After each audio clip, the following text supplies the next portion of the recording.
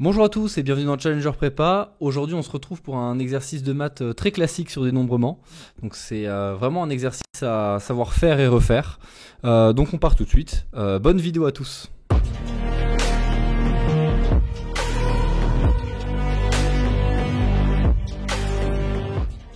Comme dit l'introduction, aujourd'hui petit exercice de maths sur du dénombrement. Donc ici, on va avoir trois entiers naturels, L, K et N, avec L plus petit que K, lui-même plus petit que n, et il faut montrer tout d'abord de manière combinatoire que k parmi n fois l parmi k est égal à l parmi n fois k moins l parmi n moins l. C'est parti, on attaque tout de suite.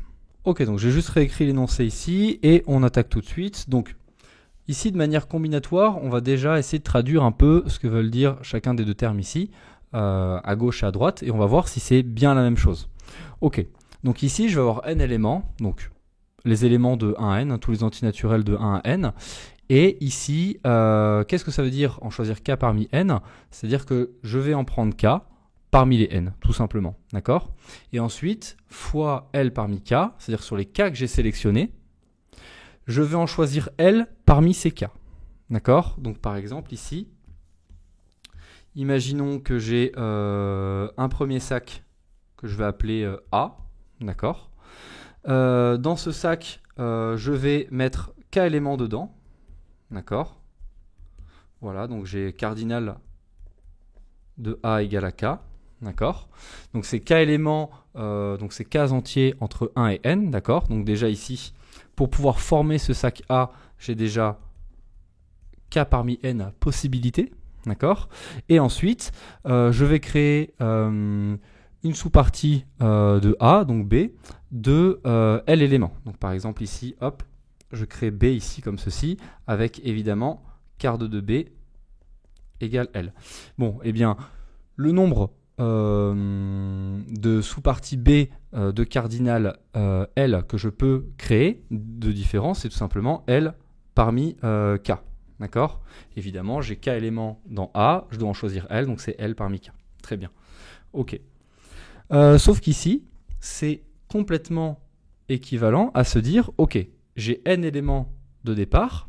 En fait, ici, ce que je remarque, c'est j'en ai L qui appartiennent à B, et j'en ai combien? J'en ai K moins L qui appartiennent à A sans appartenir à B. Donc ici, je peux voir le problème d'une autre manière.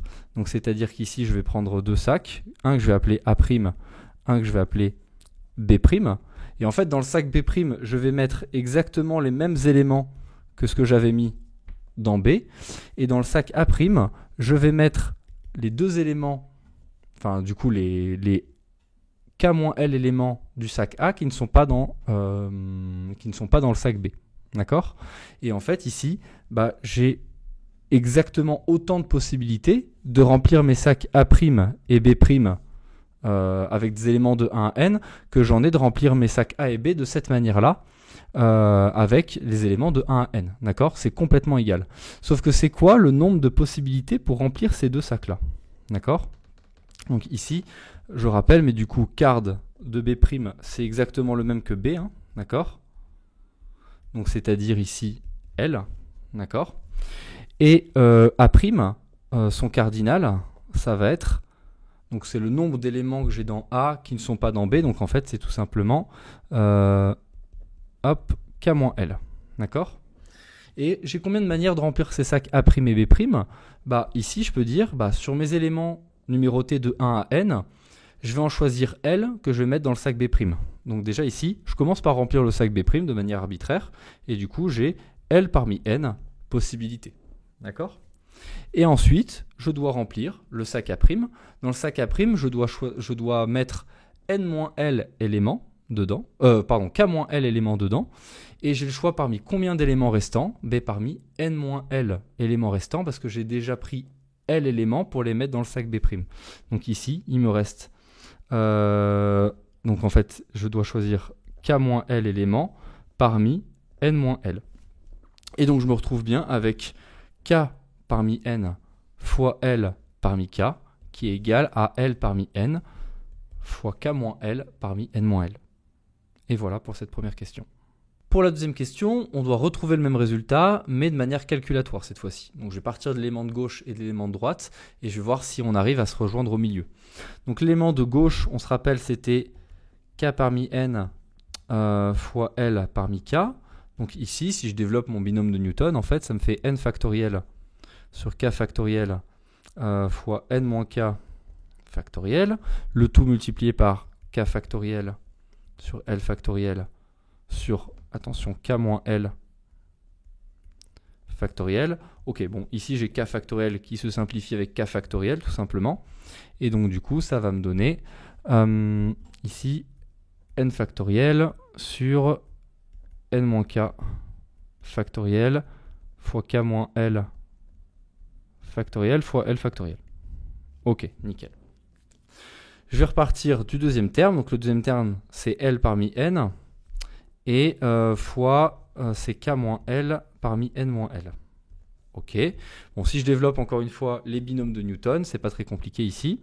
Ça me donne n factoriel sur L factoriel, le tout fois n moins L factoriel au dénominateur, fois le deuxième terme, ça nous donne du n moins L factoriel sur K moins L factoriel, fois, alors attention ici, ça va me donner n moins L moins K moins L, donc K moins L entre parenthèses, donc c'est-à-dire moins K plus L factoriel ici. Ok, qu'est-ce que je vois ici? Bon, les n moins L factoriel se simplifient. N moins L moins K plus L, le moins L plus L se simplifie, donc en fait ça me fait tout simplement n moins K factoriel ici. Hein. Ça me donne n moins K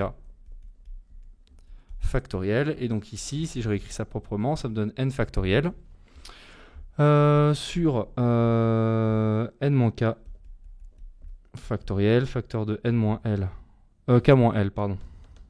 C'est K moins L qui me reste, factoriel fois L factoriel.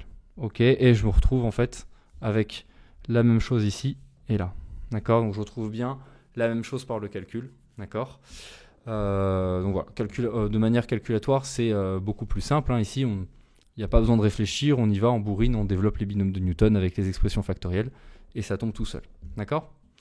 Ok, on passe à la question 3. Pour cette troisième question, on prend P, un entier entre 0 et n, et il faut montrer que somme des k allant de 0 à P des k parmi n fois P moins k parmi n moins k est égale à 2 exposants P fois P parmi n. Et encore une fois ici, alors cette fois-ci on nous demande d'abord de le faire de manière calculatoire, et ensuite avec un raisonnement combinatoire. Ok, donc c'est parti, on passe directement pour la méthode calculatoire. Pour la méthode calculatoire, on va tout simplement utiliser le résultat qu'on a trouvé question 1 et 2, hein, d'accord. Et donc en fait, le terme de gauche se réécrit comment? C'est la somme des k allant de 0 à p. Okay. Le premier binôme devient p parmi n, d'accord, si j'applique la formule, hein, d'accord. Et ici, on retrouve k parmi p. Ok. Donc là, hein, je vous laisse vérifier avec la formule qu'on a trouvée juste au-dessus. Hein. On retrouve bien ce terme-là. Ok, et ici on se rend compte que P parmi n, bah, en fait ça ne dépend pas de K, donc je peux le sortir de la somme, je peux le factoriser, hein, d'accord.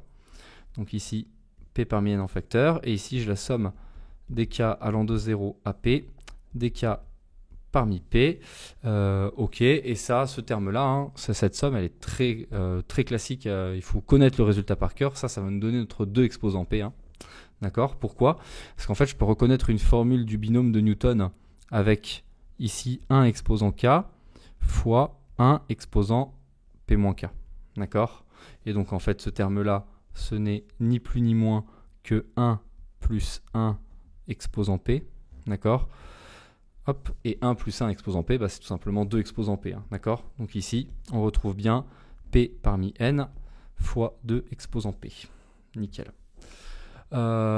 Super, et on passe à la dernière question de l'exercice. Faut remontrer ce même résultat, mais cette fois-ci par un raisonnement combinatoire. Pour cette dernière question, on me demande de retrouver le résultat précédent, mais cette fois-ci par une méthode combinatoire. Donc ici, je vais partir du membre de droite, donc c'est-à-dire P parmi n fois 2 exposant P, et je vais essayer de me représenter de manière combinatoire qu'est-ce que ça représente. D'accord. Donc ici, j'ai mes éléments notés de 1 à n. D'accord. Donc P parmi n, ça revient juste à choisir P éléments parmi ces N éléments que je dispose, d'accord? Donc en fait ici je vais les mettre dans un sac que je vais appeler A, ici. Je vais avoir un sac A et je vais mettre P éléments dedans, hop, P éléments parmi les N que j'ai, d'accord? Donc ici, cardinal de A est égal à P, ok? Et ici, que représente le 2 exposant P derrière? Alors le 2 exposant P derrière, en fait, ici, c'est le nombre en fait, de sous-parties de A. D'accord? Ici, je vais créer un sous-sac B. D'accord? Ce sac B, il peut contenir n'importe quel élément de A, en fait. C'est une sous-partie de A. D'accord? Et donc, combien de sous-parties de A je peux construire? Et bien, en fait, pour chaque élément de A, je peux me poser la question, est-ce que je le mets dans B ou est-ce que je ne le mets pas dans B? Donc en fait, j'ai deux choix possibles. Donc en fait, pour chaque élément, je multiplie le nombre de possibilités par 2. Donc ici, j'ai bien 2 exposants P manières de créer une sous-partie de A. Parce qu'en fait, j'ai deux exposants P sous-partie de A. Hein, d'accord? Ok, très bien. Donc ici, hop, tac, P parmi N fois 2 exposants P, c'est le nombre de couples AB que je peux créer à partir des éléments numérotés de 1 à n. D'accord? Donc ici, si ça, j'appelle ça le couple AB, je donne par exemple l'ensemble E. L'ensemble E qui va être l'ensemble des couples AB. Donc les couples AB, en fait, qui sont rien d'autre que des parties de 1n. Hein, d'accord? Ok? Tel que, alors ici, mon A, alors j'ai cardinal de A qui doit être égal à P. Ok. Et j'ai B qui doit tout simplement être inclus dans A. D'accord? Donc en fait, B est une sous-partie de A. Ok? Très bien. Comment est-ce que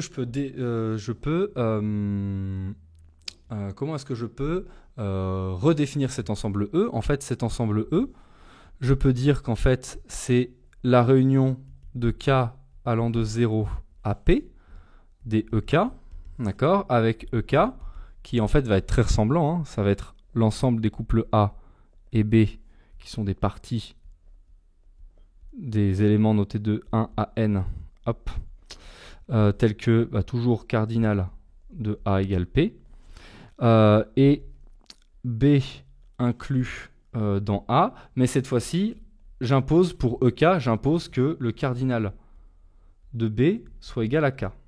D'accord? J'impose que le cardinal de mon B ici soit égal à K, c'est pour ça qu'ici j'ai la réunion des K allant de 0 à P des EK. Pourquoi? Parce que quand je prends une sous-partie de A, donc quand je prends B inclus dans A, vu que A il est de cardinal P, mon B peut être de cardinal 0, 1, 2, 3, 4, jusqu'à P. D'accord? Et donc ici, E, c'est bien la réunion de mes EK ici. D'accord? Très bien. Si mon couple, maintenant je sais que ces EK sont aussi 2 à 2 disjoints. D'accord? Parce que si mon couple AB, il est par exemple dans E3, mon couple AB ne peut pas être dans E2. D'accord? Parce que si mon couple AB est dans E3, ça veut dire que le cardinal de B, c'est 3. Et si mon couple est dans E2, ça veut dire que le cardinal de B, c'est 2. D'accord? Le cardinal de B ne peut pas être à la fois égal à 2 et à 3. Hein, d'accord? Donc ici, les EK sont 2 à 2 disjoints. D'accord? Et donc ici, le cardinal de E, qui au passage, par définition, vu comment je l'ai construit avec la première définition, c'est bien P parmi N fois 2 exposant P. Hein, d'accord? C'est comme ça que je l'ai construit ici. Le cardinal de ça, c'est bien P parmi N fois 2 exposant P, d'accord, ce dont on a discuté au tout début. Et bien, c'est aussi égal au cardinal à la somme de K allant de 0 à P du cardinal de EK. Ok? Et donc maintenant, comment est-ce que je calcule le cardinal de EK? Donc ici, imaginons que mon couple AB il appartienne à EK, c'est-à-dire que j'ai un sac A, d'accord, dans lequel j'ai P éléments, d'accord, tac, hop, cardinal de A égale P, ok, Et B, il est inclus dans A, et je sais que B, cardinal de B, c'est K. D'accord? Vu que mon couple AB appartient à EK. Donc ici, carte de B est égale à K. D'accord?